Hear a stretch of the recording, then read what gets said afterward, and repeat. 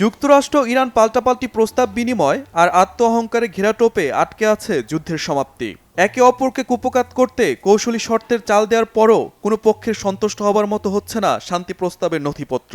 এতেই অশান্ত হচ্ছে পরিস্থিতি, বাড়ছে আবারও যুদ্ধ ছড়ানোর শঙ্কা। সোমবারের সংবাদ সম্মেলনে ইরানের পররাষ্ট্র মন্ত্রণালয়ের মুখপাত্র ইসমাইল বাঘাইয়ের কণ্ঠেও যেন ধ্বনিত হচ্ছে সেই অশনি সংকেত। হুঁশিয়ারি করে বলেছেন, যুক্তরাষ্ট্র জোরপূর্বক আবার যুদ্ধে জড়াতে চাইলে ইরান জবাব দিতে প্রস্তুত। অবশ্য কূটনৈতিক সমাধানের পথ খোলা আছে বলে উল্লেখ করেছেন তিনি। মার্কিন প্রেসিডেন্ট ডোনাল্ড ট্রাম্প ইরানের নয়া প্রস্তাবকে অগ্রহণযোগ্য বলার জবাবও দিয়েছেন বাঘাই। তিনি বলেন, যুক্তরাষ্ট্রকে গ্রহণযোগ্য প্রস্তাবই দিয়েছে তেহরান। স্পষ্ট জানিয়ে দিয়েছেন, বারবার ট্রাম্প প্রশাসনের অযৌক্তিক দাবি আর মানা হবে না। দেশ ও জনগণের স্বার্থে এক চুলো ছাড় দেওয়া হবে না।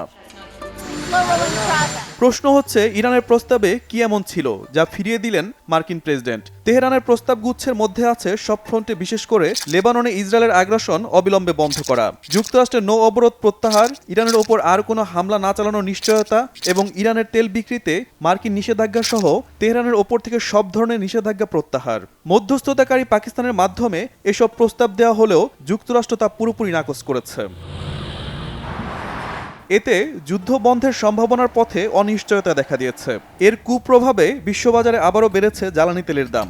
সোমবার দিনের শুরুতে ব্রেন্ট ক্রুড তেলের দাম ব্যারেল প্রতি $105 আশেপাশে ওঠানামা করে।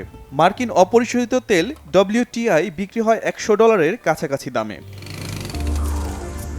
বিশ্লেষকদের ধারণা, শান্তি চুক্তির সফলতা আটকে আছে মূলত ইরানের পরমাণু ইস্যুতে। তাই এ বিষয়ে কোনো সিদ্ধান্তে না আসা পর্যন্ত যুদ্ধ শেষ হওয়ার কোনো সম্ভাবনা দেখছেন না তারা।